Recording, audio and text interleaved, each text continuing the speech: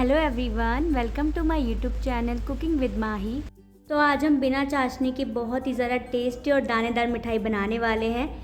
अगर आपने एक बार इसको बना लिया ना घर पर, तो आपके घर में सभी को बहुत ही पसंद आएगी। फिर आप बाज़ार से मिठाई लेना भूल जाएंगे। तो सबसे पहले मैंने गैस में कढ़ाई रख दी है। इसमें मैंने 1 कप घी डाल दिया है और अब डालेंगे इसमें हम सूजी। मैंने 1 कप यहाँ पे सूजी डाली है, तो आप क्वांटिटी अपने अकॉर्डिंग कम ज़्यादा कर सकते हो। तो सूजी आप यहाँ पर मोटी या बारीक वाली कोई भी यूज़ कर सकते हो, जो भी आपके घर में अवेलेबल हो। तो अब इसको हम इस तरीके से 1 मिनट के लिए अच्छे से रोस्ट कर लेंगे। तो अभी हमें इसे 1 से 1.5 मिनट के लिए अच्छे से रोस्ट करना है, अच्छे से चलाते रहना है। तो इसको लो फ्लेम पे ही रोस्ट करना है।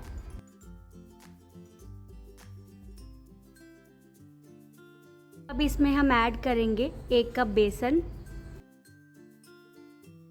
जितनी हमने सूजी ली है उतना ही हमने यहाँ पर बेसन लिया है। तो अच्छे से हम इसको मिक्स कर लेंगे और इस तरह से हम इसको चलाते रहेंगे। इसको हम 7 से 8 मिनट के लिए लो फ्लेम पे रोस्ट करेंगे। जैसे बेसन का कलर चेंज हो जाए, इसमें हम अभी एक और चीज़ ऐड करने वाले हैं, जिससे जो हमारी रेसिपी है एकदम दानेदार बनकर तैयार होगी, बहुत ही ज़्यादा टेस्टी बनेगी। इसको हम इस तरह से चलाते रहेंगे, इसको हमें छोड़ना नहीं है बिल्कुल भी, नहीं तो जो बेसन है नीचे से जलने लगेगा।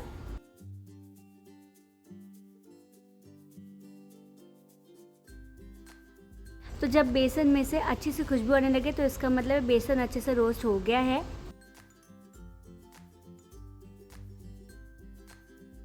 यकीन मानिए, अगर आपने इसको एक बार बना लिया ना, तो हमेशा बनाओगे, बहुत ही ज़्यादा बढ़िया बनकर तैयार होगा। बिना चाशनी के हम बना रहे हैं, बहुत ही ज़्यादा परफेक्ट बनकर तैयार होगी। बेसन अच्छे से रोस्ट हो गया है, आप देख सकते हैं। और अगर आप यहाँ पर फूड कलर डालना चाहो तो आप डाल सकते हो, मैंने नहीं डाला है। अच्छे से रोस्ट हो गया है, तो अब इसमें हम थोड़ा सा दूध ऐड करेंगे।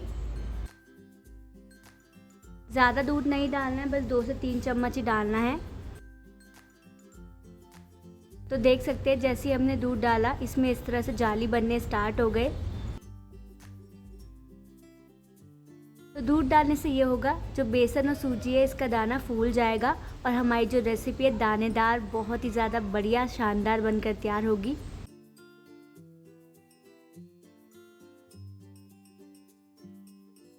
तो ध्यान रखिएगा, यहाँ पे ज़्यादा दूध नहीं डालना है, सिर्फ 2 से 3 चम्मच ही डालना है। इस तरह से चलाते रहना है और गैस का फ्लेम यहाँ पे लो ही रखना है।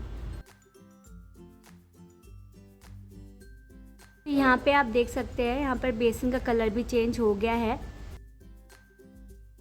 और अच्छे से रोस्ट भी हो गया है।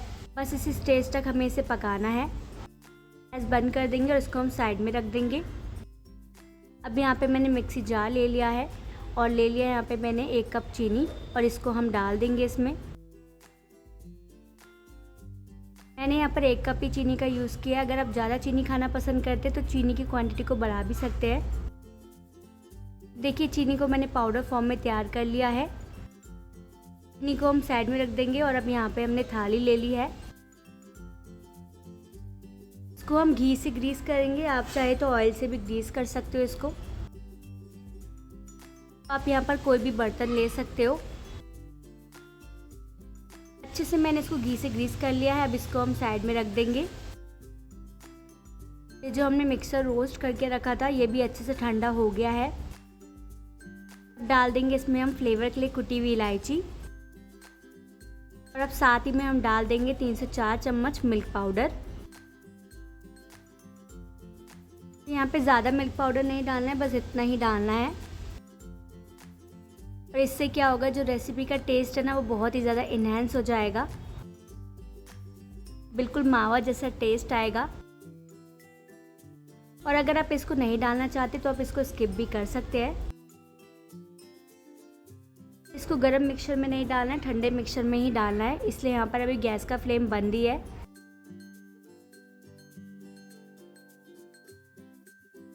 तो अच्छे से हमें मिक्स करना है इसको। देख सकते हैं इसमें लम्स बिल्कुल भी नहीं पड़े क्योंकि हमने इसको ठंडे मिक्सचर में मिक्स किया है। और अब गैस का फ्लेम हम ऑन कर देंगे और इसको लो फ्लेम पे ही रखेंगे। अब इसमें हम चीनी डाल देंगे। तो गैस का फ्लेम मैंने यहाँ पर ऑन कर दिया है और अब अच्छी तरह से हम इसको मिक्स कर लेंगे और गैस का फ्लेम हम यहाँ पर लो ही रखेंगे। जैसे जैसे हम इसको मिक्स करते जाएंगे चीनी पिघलना स्टार्ट हो जाएगी, इसलिए हमें इसे अच्छे से चलाते हुए मिक्स करना है।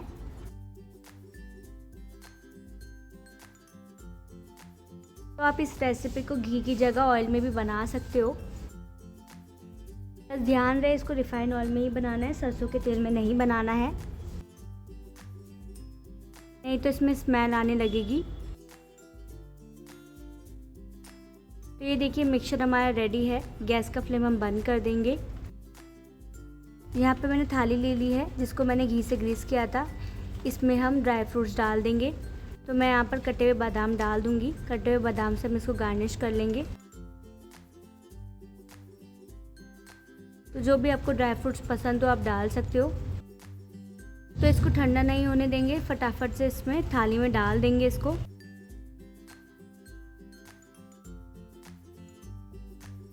अच्छी तरह से इसको हम स्प्रेड कर देंगे। तो ठंडा नहीं होने देना है हमें, इसको गरम में ही डालना है। अच्छी तरह से स्प्रेड करना है।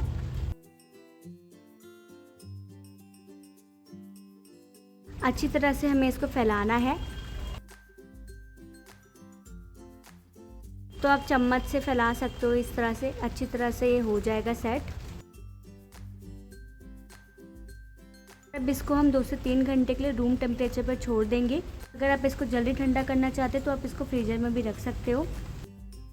2 से 3 घंटे हो गए हैं। अब इसको हम चेक कर लेंगे और अच्छे से सेट हो गया है। अब इसको हम अच्छे से कट कर लेंगे। जैसा पसंद हो आप वैसा कट कर सकते हो। इसको बनाने में कोई भी दिक्कत नहीं आती, आसानी से बन जाता है। बहुत ही ज़रा टेस्टी बनकर तैयार होता है।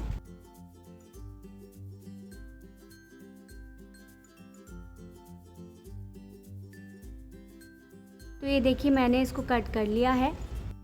बहुत ही ज़रा टेस्टी बर्फ़ी बनकर तैयार हुई है। तो कैमरा बंद हो गया था यहाँ पर, मैं बर्फ़ी को प्लेट में रखकर नहीं दिखा पाई। थोड़ा सा मिक्सचर बच गया था तो इसका मैं आपको लड्डू बनाकर भी दिखा देती हूँ। तो लड्डू भी बहुत ही ज़रा टेस्टी बनकर तैयार होता है और आसानी से बन जाता है। आप इस मिक्सचर से लड्डू और बर्फ़ी दोनों बना सकते हो। तो हम इस तरह से लड्डू बनाकर तैयार कर लेंगे। घर पर ही आसान तरीके से बहुत ही ज़्यादा बढ़िया मिठाई बनकर तैयार होती है, दानेदार एकदम। तो ये देखिए बहुत ही अच्छा हमारा लड्डू बनकर तैयार है। इसको हम प्लेट में रख देंगे। दूसरे लड्डू को भी हम इसी तरह से बना लेंगे। तो देखिए दूसरा लड्डू भी हमने बना लिया है, इसको हम प्लेट में रख देंगे। बाकी के भी हम इसी तरह से बनाकर तैयार कर लेंगे। तो ये देखिए बहुत ही ज़रा टेस्टी लड्डू बनकर तैयार है, एकदम दानेदार। आप देख ही सकते हैं बिना चाशनी के बहुत ही ज़रा टेस्टी लड्डू बने हैं। अगर आपने इस तरीके से बना लिया तो बार बार बनाएंगे, आपके घर में तो सभी को बहुत पसंद आएगा। और अभी राखी भी आ रही है तो राखी में इसे ज़रूर बनाएं। बहुत सारे त्यौहार आ रहे हैं, फेस्टिवल के लिए तो बहुत ही परफेक्ट रेसिपी है। घर पर ही आसान तरीके से बनकर तैयार हो जाती है। आप देख सकते हैं कितना अच्छा लुक आ रहा है, टेक्सचर आ रहा है इसका दानेदार। तो जो आपको पसंद हो लड्डू बर्फ़ी आप बना सकते हो। मैंने आपको दोनों तरीके से बना के दिखा दिया है। तो आप मेरी वीडियो कहाँ से देख रहे हैं कमेंट करके ज़रूर बताइएगा। वीडियो अच्छी लगी तो फैमिली एंड फ्रेंड्स में ज़रूर शेयर करें। अगर आपने मेरे चैनल को अभी तक सब्सक्राइब नहीं किया है तो तुरंत कर लीजिए और बेल आइकन को भी प्रेस कर लीजिए ताकि वीडियो के आने वाले सारे नोटिफिकेशन आपको मिलते रहें। आपको मैं लड्डू तोड़ के दिखाती हूँ। ये देख सकते हैं कितना ज़रा टेस्टी दानेदार बनकर तैयार हुआ है। वीडियो पसंद आई हो तो ज़्यादा से ज़्यादा शेयर करें, लाइक करें। मिलते हैं नेक्स्ट वीडियो में, तब तक के लिए बाय बाय फ्रेंड्स।